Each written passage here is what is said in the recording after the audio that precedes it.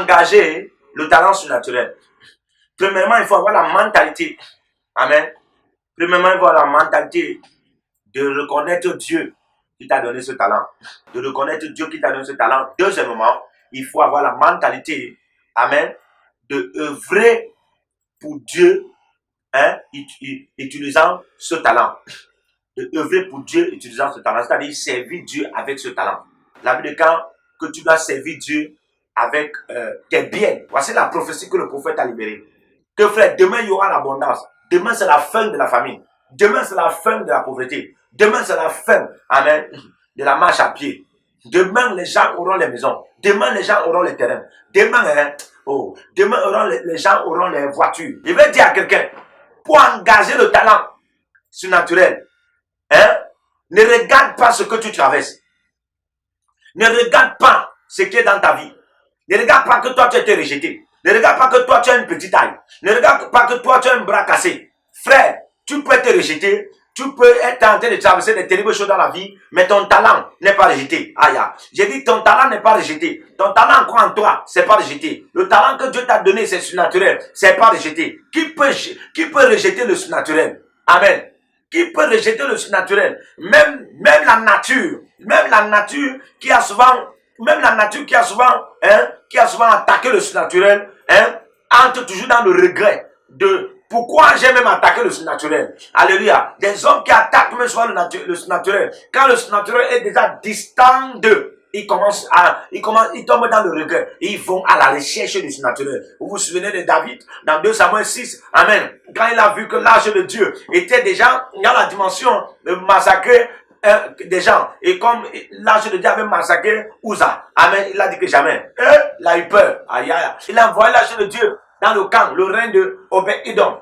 Et la Bible déclare que l'ange de Dieu est resté là-bas pendant 3 mois. Et puis, l'ange de Dieu a béni la maison d'Obed-Edom. Amen. Quand David avait...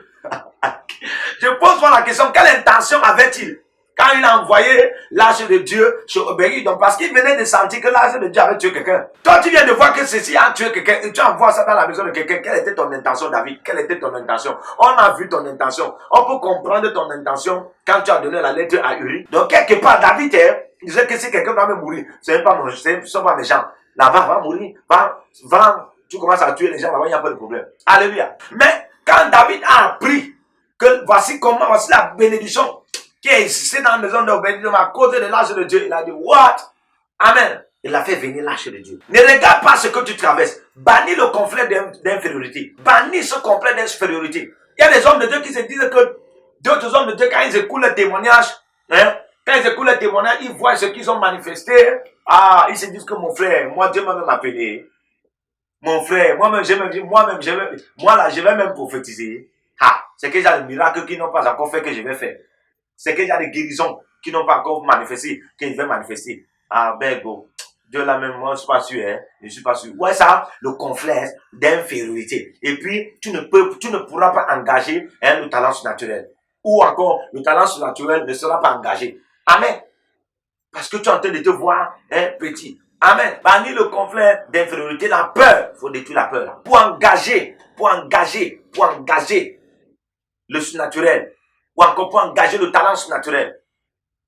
Bannis la peur, peu importe ce que tu traverses. Amen. D'autres versions disent, les talents d'un homme l'élargissent la voix. Les dons d'un homme l'élargissent la voix. Les capacités d'un homme l'élargissent la voix. Les habiletés d'un homme l'élargissent la voix. Amen. L'élargissent la voix. Tu vas voir l'expansion. Tu vas voir l'élargissement ministériel, la croissance ministérielle, l'expansion ministérielle. Alléluia. Frère, tu as des talents avec toi. Engage les talents surnaturels. Il y a des partenaires là, ce sont des principautés. Il y a des aides de destinée là. Amen. Ce sont des principautés, ils sont arrêtés par Dieu. Que quand eux, ils font les vols financiers dans le pays, ils font des terribles choses dans les nations, dans les continents. Dieu parfois les laisse. Mais Dieu parfois va les utiliser. Quand toi, tu as engagé ton talent surnaturel, Dieu va les utiliser que, hey, tu dois en avoir ça. Ce qu'ils ont longtemps pris et gardé dans les banques continentales là. Ce qu'ils ont longtemps pris et gardé dans les banques nationales, les banques internationales. Parfois, c'est une grande maison, c'est un terrain qu'ils ont déjà. Il y a des gens là qui ont au moins 700 000 voitures dans le monde. Ils ne savent pas ce qu'ils font avec. des maisons un peu de partout, des terrains un peu de partout. Frère, tu sais pourquoi ils ne savent pas quoi faire avec? C'est parce que, frère, c'est pour toi. C'est pour toi. La Bible déclare Dieu nous donnera des richesses enfouies. Toi, tu penses que Dieu va nous donner ça comment? Quand tout cela sera été par là.